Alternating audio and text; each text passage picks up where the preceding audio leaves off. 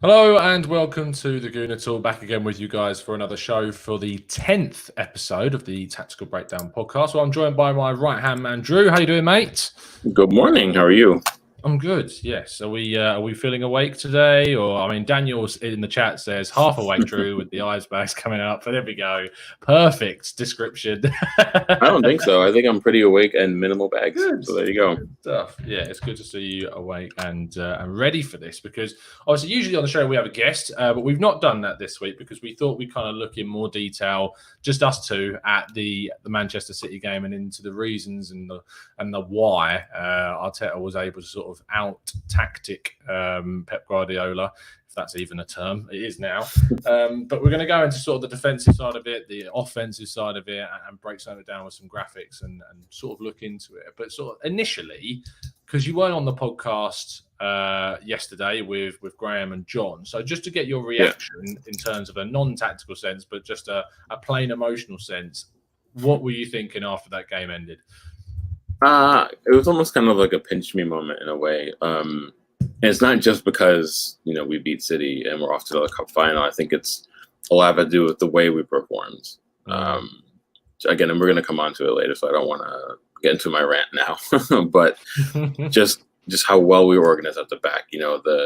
When we did get into good passing changes, the incisiveness we did see, it was a really good consummate counterattacking performance, and it showed that Arteta has an increasing understanding and ability to kind of counter his opponent, particularly Pep, because he worked under him, obviously. But that's kind of something that we thought we were going to get under Emery, and we kind of really didn't. And now we're actually seeing the benefits of it, of having a manager who is tactically flexible, and the results that you can pull off in it. And I think a lot of us could say that maybe we were lucky against Liverpool, but this is something different. I think we earned that win 100%. And I think we owe ourselves a lot of credit, and not just particular players, all the players. Like, everybody did their jobs phenomenally, and if any one thing went wrong, I don't think we would have won. So yeah, I was quite happy with it, and I was on ABW for it, and we were all we took the first 2 or 3 minutes talking about how we kind of still couldn't really believe, and we were all just completely overjoyed with the fact that it was such a professional performance and something you would expect when you talk about Arteta coming in. So yeah, that's kind of my initial thought of it when it happened.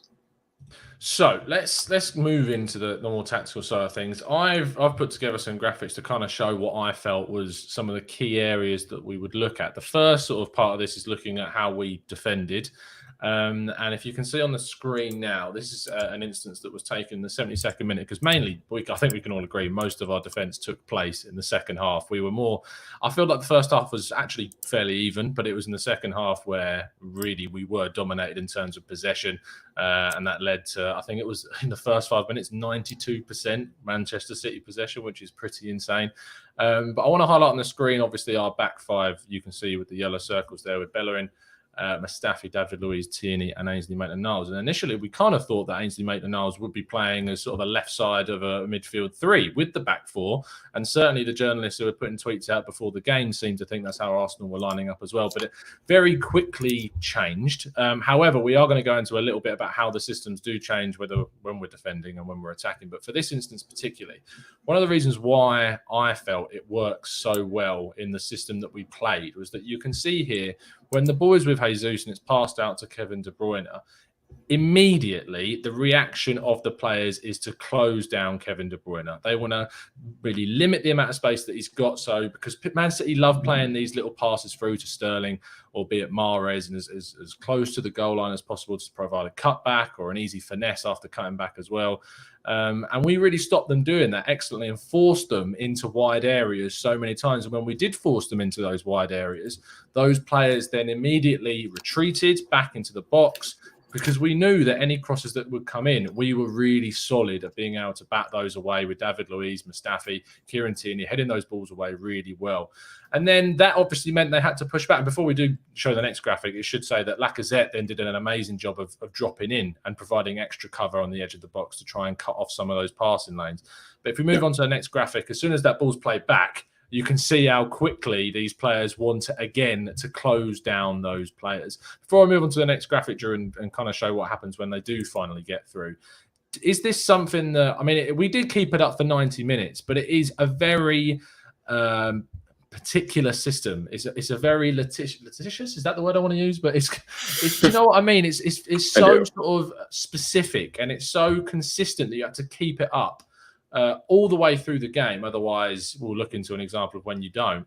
But do you think it's something that can be maintained throughout a season, or is it just specifically, you feel, for these big games against teams that are going to dominate possession against us? I think you can keep it up, but I think it shows that we identified tactically that City have more than one way to find a goal, and they have multiple players in their side that can score from outside the box, from 20, 25, 30 yards out. You know, we mentioned De Bruyne, even the Gundogan has a fairly decent shot at him. Sterling will take a pop, Mahrez will take a pop. So you have to, like, the City will always want to cut back of that little cheeky diagonal through ball through the lines when you're in the box to kind of create a goal scoring chance. Those are their bread and butter, but we've seen time and again that they're not afraid to shoot. And the fact that we so organized in keeping the shape at the back, but also knowing when and how and in what zones to step and who was stepping. There wasn't a lot of overcommitting or there wasn't undercommitting. That's a balance that we've gotten wrong for years about, and we can all, when we've all talked about before, just why wasn't he closing down space? We've uttered that one phrase an immeasurable amount of times over the last 3 to 5 seasons for sure. So it did show that we identified the fact that you've got to be able to defend both ways. It's not just about sitting back and defending and giving them the lower percentage chances, because City are a team that will take those chances and the percentages go up because of how good they are at those. So, yeah. But what it speaks to is the fact that we are the organization and communication to pull off that kind of defensive performance for 90 minutes. That's the key. It's all well and good if you do it for 70 or 75. And like you said, we'll come on to another clip later about the kind of chances that happens when one thing goes wrong, not even a myriad of things. One aspect goes awry, and all of a sudden a key chance is created for themselves. So I think you can keep it up for a season. I don't know if we're going to do every aspect of that sequence we just showed it throughout the season.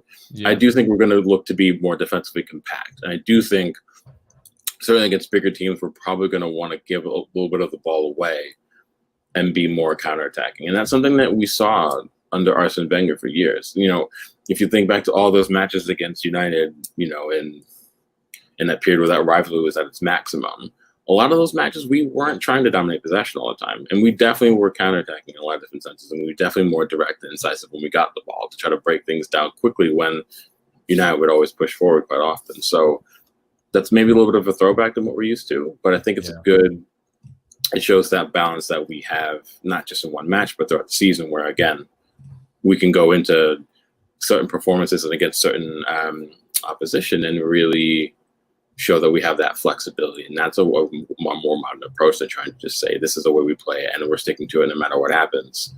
We did that under Wenger and Emery, and it came off with disastrous results time and again. So being able to show that flexibility is incredibly important.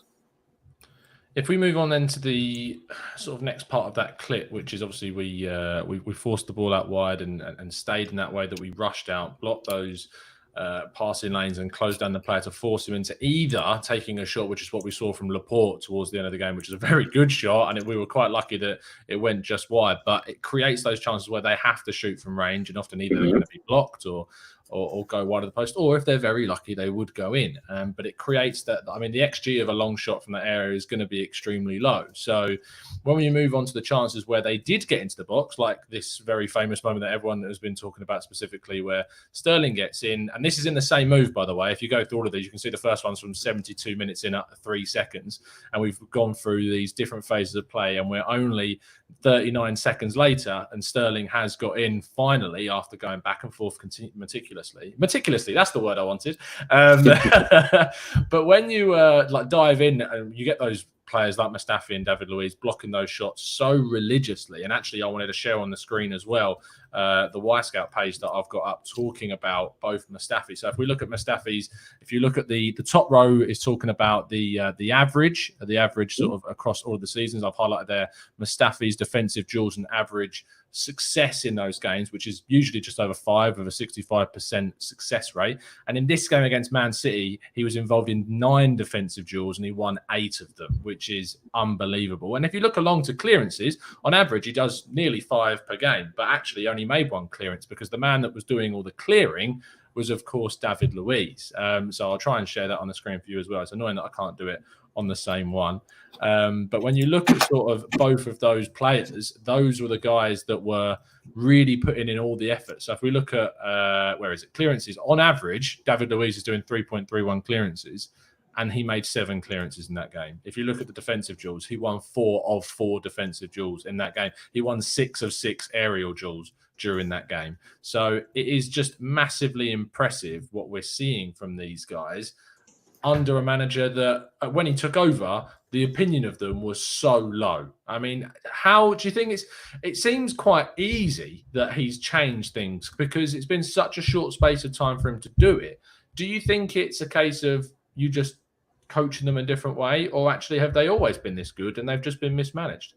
I mean, I would always lean to the side of mismanagement. With myriad of shades of gray. I mean, you could look at certain instances and look at certain players and ask, that clearly couldn't have been coaching. That's a more mental side of the game, and that's a lot harder to coach and to address and to systemically fix. But from a standpoint of what the data tells you, it tells you that these are all coaching things. And we've had that debate about Mustafi for I can't even tell you how many years. You and me specifically, and everyone at TGT would always get into it about Mustafi. About if it's the player or if it's the system. People said it was both. I always said it was both, where when a player fits into a system, performs well in that system, there's a smaller percentage chance that the mental side of the game comes into play. When the system is broken, you have a larger percentage chance of a player making bigger mental errors because they have more processing to do in certain moments that they wouldn't have had to do if the system is fully fleshed out and operating well. The whole point is that you need players to seamlessly know what they're doing without having to process so much information that they either pick the wrong thing to do or they become indecisive and don't pick anything. And then that's the thing that we saw more often than not. And not just with Mustafi, but with a lot of players, they just weren't making decisions, let alone the wrong decisions. I'd rather them make the wrong decision and stand by it than make no decision at all. And then I think that's far worse systemically. So, I think this is what we were talking about before about as long as players are embedded into what Arteta wants them to do and they have full understanding of their role, but also the communication in their roles comes together well, you limit the opportunities for mistakes to happen, both technical and tactical mistakes and mental mistakes. And I think you're seeing more of that regularly now. You're going to have the odd one, sure, still, because you can't ever every player in football makes mistakes. Even the top level players make mistakes. It's about limiting those amount of mistakes. And that's why you can have sides in this league who on paper don't have the quality we do in positions, but they still perform better as a unit. That's the whole point. So if we can nail that down well, then all of a sudden we're back up looking just more defensively stout and solid, like sides that are in and around us on the table. And I think that's a key ingredient to everything. If you surrender fewer goals, you automatically have a bigger chance of winning, even if you don't score more goals, which is why Sheffield United are sitting in a European place right now and they have less than 40 goals this season, I think it is. Yeah. Maybe a shade over. It's because they defend so well. And everything in the structure is, everyone knows their roles in that structure. So, for me, I think that's, I would say, players just seem far more confident with what they have to do. And I think things have been maybe slightly simplified. So if we look at an example of where things didn't always go to plan, you've got this situation here where the midfield and Aubameyang's been caught out slightly on their heels a bit, and obviously this is on a bit of a counter-attack. And De Bruyne is able to play in Mahrez on the right-hand side. Now, in this situation, for me, Kieran Tierney needs to do what he's done for the rest of the game, which is to support Maitland-Niles. Because as soon as Mahrez gets this ball, we know exactly what's going to happen. We know he's going to try and get onto that left foot. And even though Ainsley Maitland-Niles knows that, unfortunately, because Mahrez is a very skillful player, he's able to trick you and he's able to put you onto your left, all your weight on your left-hand side when he's going to move to his left. So he's able to do that. But because Kieran Tierney, instead of going with his colleague on that side, he moves back towards the goal with David Luiz, leaving this massive opening, gaping space, which Mahrez loves to use. And he does. And obviously that means that Kieran Tierney, when Mahrez does manage to get past him, is in a position which leaves a lot of the goal, if not all of it, still very, very open for Mahrez to use. And if it wasn't for Martinez, it's probably fair to say that we would have been 1-1 at that point. And it goes to show that even when you're having the best defensive performance, arguably, of the whole season, if you don't concentrate for the entire game, if you don't do what your job is for the entire game, there are going to be openings, and big teams like Man City usually take those chances. Yeah, and that's kind of what we were discussing before, maybe just briefly, and also pre-pod, that no matter how structured you are and how well it's coming off, it just takes one what's seeming minute detail that can kind of ruin the whole thing. And that's kind of what City want. And that's why City also often will cycle possession when you sit deep, is because they're looking to drag that one defender out of shape. That's all you need to break down an entire defensive system. One player steps too far or too wide, and that's the opening that they hit. And we saw that with Pep under Barcelona for years. But they'd how just almost seemingly aimlessly just control possession and keep cycling and wait for the one mistake, wait for that one defender to get fed up with just sitting there, and then all of a sudden just go brash in, and then that was it. And then they would usually score or get a pretty good chance out of it. So, but this shows that there's still that small teething period as well with everything that we were trying to do defensively under Arteta, that there's still going to be one or two little things that will still be off. And and again, that's such a minute thing, because all Tierney had to do was step, 5 yards to his left, and then all of a sudden he covers that space that he otherwise didn't when a chance came off. So what if that's communication that we have to work out through maybe Martinez helping Tierney a little bit to say, you got to shift a little bit, or if it's down to David Luiz, or if it's just down to maybe Tierney had his own mental lapse. I'm not quite sure, obviously, but that's kind of almost, I wouldn't say a danger, but that's the risk you run when you have a system that's built around that. Everything has to come off. So, and as I said, I think we were lucky that Mahrez didn't score, because we've seen Mahrez take those chances a fair few times over the course of his Premier League career. So, but again, I don't. I mean, if that's, I think for me, bar that opportunity that Sterling couldn't bundle over the line from like 3 yards out when it hit what, what I mean? That close in chance that they had that whip ball in. Apart from that and that Mahrez chance, we didn't really give them a ton of real good scoring chances over the course of 90 minutes. So if we're sitting here kind of nitpicking at just that one chance, it means we really did our job. So that's the plus side of it. Yeah, that's kind of. I think Avon pointed that out, saying that's hilarious. The fact that we've picked out just one thing there, and it probably does seem a bit hyperbolic to be looking at that. But the point is that it just goes to show that you need to have your head screwed on for the whole 90 minutes, and one false move, one mistake will give the opportunity for the opposition to hit you and give you a sucker punch. So 100%, I think that was worth covering. So that's sort of the defensive side of things. If we look ahead to how we scored our goals, and both of these goals highlight something for me that I've noticed Arteta begin to do with our forward players. So obviously this part of the goal, what precedes this is some very nervy heart in mouth passing around with our goalkeeper and the centre backs. And eventually we got ourselves to this point where Tierney's able to play the ball in. Tierney, again, very, very influential in how we were attacking, even though he wasn't playing his usual wide left position. But passing the ball into Lacazette. Now, usually, and what we've seen in the past, is that our forward players get the ball in this position and their first thought is to go forwards. And there was elements of that. There was a pass that went into Pepe that hit the back of his heel, and had he been able to control that, going forwards in that instance would have definitely been the right moment to do it. But Aubameyang's, the pass that is open to Lacazette there is clearly covered by, I believe it's Kyle Walker there. But what we do is Lacazette actually comes back inside, which drags away one of the, I think it's Gundogan there, has been dragged away by Lacazette, and then the pass goes out wide to Bellerin, with Pepe obviously running on beyond him. The ball is then fed to Pepe, who then crosses the ball in. So the first part of this is obviously to cover the way that these players are, in a way, learning a new style by more frequently, cutting back, thinking, using the time that they have got. And Arteta clearly believes in their technical ability to take on and hold the ball up to a greater extent. But the ball from Pepe is obviously unreal. Like, it's an amazing cross into the box. And it also highlights how sort of disjointed the Man City backline is. And we talked a bit about this on yesterday's podcast, where I kind of brought up that Pep Guardiola's selection of De Bruyne and Gundogan as their two sort of pivot midfielders at the base of that midfield was quite an arrogant choice. It kind of allowed Arsenal to counter more efficiently. That Gundogan was left on his heels. He had to run to support the back line. You've got Sterling, who's not covering enough with Bellerin. He's obviously lost Bellerin at this point, so Gundogan's had to drop in. And you've got De Bruyne on the edge of the box, who's not really doing anything.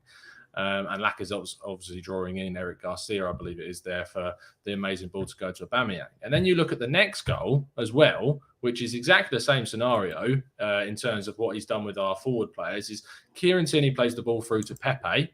Pepe gets that ball and has a defender in Kyle Walker that is very capable of taking the ball away from these guys. And we've seen Pepe so many times from when he signed want to take players on, want to try and get round them. And I thought that's what he was going to do in that moment. I thought we would see him try and take on Kyle Walker and go for the England defender, but he doesn't. He's easily been coached by Arteta now, and he knows that if there's not a clear opportunity to go forwards and it looks unlikely, then bring the ball back, recycle it, pass it back. And Kieran Tierney was there to take the ball, not only collect it, but to play an absolutely fantastic pass over the top for Aubameyang to, of course, run through and score. So a lot to take in there, but I mean, the key theme of it is that he is having an impact on our forward players. He is coaching them into playing to a different system and a different style. And even someone that is so introverted, I feel, as Nicola Pepe has been when he's on the ball, bar maybe his crossing, he has now become sort of a player that has really sort of bought into what Arteta wants him to do. Yeah, and that's important. And when we brought him in, I feel like everyone just assumed that maybe we would go more direct because of what he was used to, the kind of player he is, the system he's shown at Lille. But so for me, it just shows that everything that Arteta is doing on the training ground is working. And it shows that the system the system is just really starting to come into its own, and the players have completely bought in. And it's funny that you just mentioned, because I said the exact same thing on ABW, that the fact that Pepe, when he got the ball in that area for the second goal, everyone sat there and you just knew that he was going to try and beat Walker. And then if he beat Walker, then he'd have to beat the defender come in and check back in. But it shows that rapid maturation period in terms of what you want to do tactically. And I think it's almost a bit of, and also it's a bit of a throwback kind of sequence that you saw in the Invincibles era. And I use that term not to say that I'm hoping that this ushers in a new era, but it was very similar, and it's clearly a Wenger principle that we've used time and again, and Arteta would have been used to because he played here under Arsene Wenger. So how many times can you think back to, and not even just Invincibles, but you can even use someone like Arshavin as an example. When he was on the left, he didn't always get put through. If the path wasn't clear, he would lay it back off, and then another run would have been hit. But Van Persie would have been put through over the top, something like that, Adebayor, whoever it may have been. We've seen those kind of sequences before. We didn't see them in the waning Wenger years, and we certainly didn't see them under Emery, and we haven't seen them yet under Arteta. But now that we're starting to see them, you see that he is a manager who everyone thought that Arteta was just going to be like Pep's younger brother or Pep's cousin or whatever it might be in terms of how he's going to think tactically on the pitch. But it's clear that he's now taking other aspects from other managers that he's maybe played under or worked under or clubs he's been at. He has, I think he's more of I use this term loosely because I'm actually not a fan of it, but he's more of a Renaissance man than you think. His influences aren't just going to be solely down to the fact that he came up under Pep from a coaching standpoint. He started his badges when he was at Arsenal still, with Arsene Wenger still in his ear, kind of really egging him forward and talking about how he thinks he's going to be a top-class coach one day. So, and I think that speaks to the fact that he's versatile in terms of how he looks at a tactics board, and that's what you need. That's the approach you're going to need if you're going to want to cut the gap against teams that are ahead of you. You can't just do it with spending. You have to do it tactically. You have to do it systemically. And I think we're seeing that really come off. And for that first goal, I wanted to mention, and I guess we could talk more about it if you would like, that it shows that we're trying to be more well-rounded tactically. And as you say, I agree. I think in times gone past, the obvious solution would have been someone just trying to utilize Oba's pace and get him in behind and play that dink diagonal that we expected Lacazette to play. But retaining possession instead of putting off a pass that Aubameyang may not even gotten to, and then if he got to it, he would have been 1v2 or 1v3, and then the chance maybe would have snuffed itself out. It made more sense to do a quick switch and open the field of play up, and that's how you maybe would have gotten City slightly enough out of their shape at the back when you progress into the final third, and that's what you saw. And obviously the goal doesn't come off without Pepe's brilliant ball, but it was trying to get Aubameyang at the end of service or at the end of a piece of service rather than trying to force a through ball into him where too many variables wouldn't have gone our way. And I think that's something that you would have seen happen with, again, you can throw that back to countless goals we saw with Arsenal, not just with Thierry Henry, but other strikers and forwards as well. And certainly with Oba when he was at Dortmund, the key was not to always just put him through. It's if you get him into a position where he can use his understanding and timing of his runs and to get into those spaces, and you play a good ball in 9 times out of 10, he'll at least get the chance off. Even if he doesn't score, it's just doing more with the ball to get yourself into a position where your chances of getting a good chance are increased. And that's something that City do, which is why they cycle the ball a lot. They want the best possible chance to score a goal. And I think you're seeing that more with us now. And I did some of the data, and our XG under Arteta is actually higher than Emery, but we have fewer chances created per 90 minutes. And that was up until I didn't get the data on the last two. I didn't get the data on the Liverpool or City match. I didn't look into it.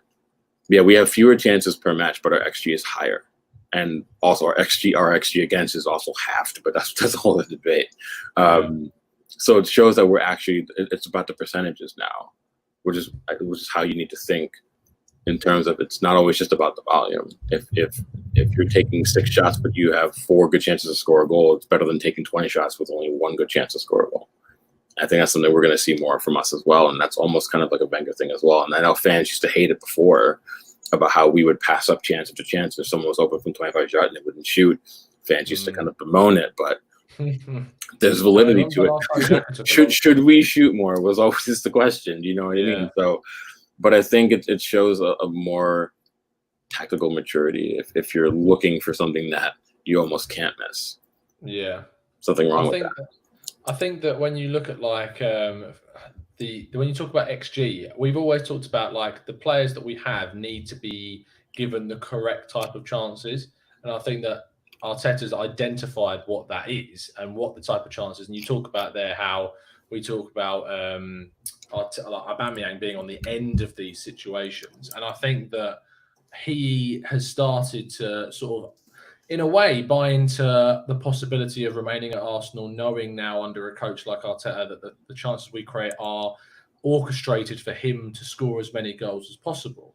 And maybe if he was to move to a Barcelona or Real Madrid or whatever, that wouldn't be the case because they play completely different styles. And obviously Barcelona very much focused around Messi, and Real Madrid kind of focused their efforts on a sort of a more whole team trying to get the best from every single player on the pitch, especially after Ronaldo left. So he could move to other sides, but I don't think you're going to get as much emphasis on yourself as Aubameyang is now playing under Arteta in this new system. So it is what it is in terms of how Aubameyang is going to sort of grow and develop in Arteta's style. But I think we've seen some nice Easter eggs, if you want to put it that way, of what we could see to come, which is really, really exciting. The last kind of tactical point I want to close off the show on is then what do we do against Chelsea?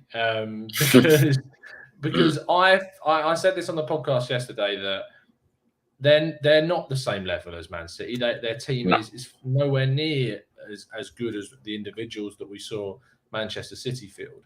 And they played a 3 at the back system against Manchester United as well. And I don't know if they'll play that system again. It might be because they were resting certain players on the pitch.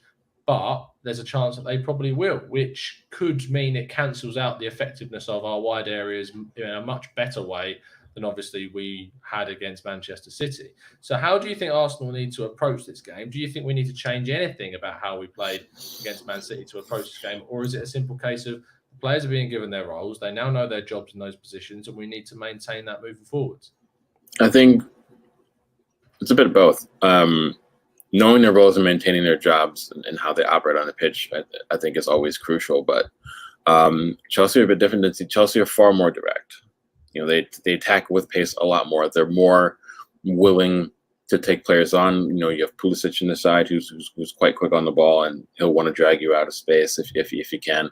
Willian will also do the same thing as well if he gets a nod. So Chelsea also have more aerial threats than City do. So you really don't play the ball into the box in the air. And if they start doing that, they're panicking. I think we saw that in the final 5 or 10 minutes where Mendy constantly just put ball after ball after ball. He didn't whip them in. He was trying to loft them in. And if you've got City doing that, you're doing something right. But Chelsea have someone like Olivier Giroud that can come in and give us a bit of a headache. Tammy Abraham is quite solid in the air as well. So, and they're good on set pieces with a lot of the height they have in the back to Christensen and Rudiger as well. So, yeah. I don't think Chelsea are at the level of City just because Chelsea's difference with City that Chelsea's just very inconsistent in terms of when they find goals. When they find goals, they usually find a lot of them, or they don't find many at all, if at all. So I think it almost depends on what Chelsea shows up. But on paper, tactically, they have quite a few players who, while they're not going to try to get us out of our shape with passing, they're going to try and drag us out with technical ability and being direct, and that can cause different problems. They do generate quite a few set piece chances just from players getting fouled, from 25 to 30 yards out because of their desire to be on the ball. So, but it also requires that shape to remain. If the player's out wide on the ball, you don't automatically have to rush to step. You can still see just a little bit of territory to figure out what they're actually trying to achieve on the end of the move, and that's going to require a different level of organizational training in the run-up to that match. But I think it's completely winnable. I don't think we should change how we're playing moving forward. I still think we're going to need to still be incisive because they do lack pace in certain areas at the back. And if you can get someone like Oba or Pepe into space, I think they'll find joy. And someone like Christensen's not going to be able to keep up. So I don't think we should change too much. But I think it's just recognize that there's subtle differences in how Chelsea play when in possession that are going to give us a different thing that we have to consider. But I still think we have every chance of being able to win for sure. Yeah, I agree with you. I think that I'm a lot more confident than I would have been, say, if we'd had Chelsea in the semi-final. I think it would have been genuinely a game I don't think we would have progressed through, speaking a few weeks back. But having obviously seen us play the game against Liverpool, seen us play against Manchester City the way we have, and the system that we've deployed and how we've defended as well, because usually in these big games against Chelsea's, against United's, against Spurs, it's a defensive frailty that lets us go. And actually it's not necessarily down to the quality of the opposition. It's more down to how we let ourselves down. But the fact that we are defending so resolutely and so headstrong is that it's something that gives me really a lot of hope that against a club that I consider on a lower level to Manchester City, we really can take the game to them in a sense and put our attacking style also in more of the spotlight. And I think that if you can do that more often, because if we were so crucial and so clinical against Man City, that it gives us a really big opportunity to do a lot worse to Chelsea and really hurt them when we've got those opportunities happening more frequently. Before we wrap up, is there anything that you feel we've missed or we need to cover? No, I don't think so necessarily. I mean, there might have to be a show dedicated solely to the fact that Martinez should be the new number one. I'm kidding. Yeah. Obviously, I'm just teasing, but no, I do think the one thing, it doesn't require analysis, but I think we could all agree, everyone in the chat box, also thank you for coming, that you see the way you see the reactions that the players are having with each other, how the players are taken to Arteta in post-match. It's very similar just to bygone times where the players seem to be so much more free and there's that weight isn't there. I think a lot of the players have publicly acknowledged, and Luiz specifically in his post-match interview talked about how they've dealt with pressures of the last 2 seasons or so. And I think it's nice to know that they think it's, pressure is obviously part and parcel of the job, but I think what you're seeing now is that you're seeing the mood around the team and the mood around Arteta and the relationship that's quickly building between Arteta and the players. I think is something that maybe people aren't even mentioning enough, despite that they are talking about it. That is such an important key factor. And again, I'll have to keep coming back to it, is that one of the biggest differences with Emery and Arteta is Emery, to his credit, he demanded and required players to work. And there's absolutely nothing wrong with that. And that's expected. That's a base level thing in football. You have to work if you want to be successful. But he didn't have the balance between work and having players still find that bit of joy about playing football. That's vital if you want to have players be happy and willing to have you impartial yourself on them in terms of being a coach and a manager. And I think you're seeing that difference, that additional 5 to 10% of the way Arteta handles the media, the way he talks to his players, the way he sits down, and the way all the players have said that, after speaking with Arteta, I felt a different way before I came into that discussion. Granit Xhaka was convinced he was finished at the club, and all of a sudden now look how he's performing. David Luiz, same thing. To me, that's important. And as we build confidence in our performances, you're seeing the players, just every performance now, you're seeing like that little bit of extra weight come off their shoulders. And if you're having that level of confident looseness, I'll call it, that's something that if we maintain that and build on it next season, I'm pretty confident we'll get Europe on some capacity. I don't know if we'll get Champions League necessarily, but I do think we'll be back in Europe and not having to rely on the FA Cup. And people have said that we're not any higher in the table than when Arteta took over. Well, that's true. Every other thing that you look at shows that there's such progression on every facet of this team right now that we're in good shape, and that we should all be really, really positive, but measuredly expectant of good things to come. So I agree 100%. I'm really looking forward to seeing what happens in the next 2 games against Villa and Watford as well, just how sort of he approaches those ahead of the cup final. A couple of you had some suggestions in the chat box as well. Rydog reckon we should go with Saka, Nketiah and Nelson up front against Villa, which when you consider there's still things to play for in the league. I don't know if we'll see that much rotation, but and also momentum's obviously really important too, but protecting players from injury is as well. That's going to wrap up the show for today. It's not the only show today. Later on this evening, there will be a preview for the Villa game, which will be live as well. So make sure you tune in for that and get your thoughts on who I would pick for the lineup and if you'd make any different changes. So you can get some more information who might be starting a little bit later on. So make sure you turn those notifications on. Drew, it's been an absolute pleasure, mate, as always. Yeah, buddy, of course. Good to always be here on our typical Monday.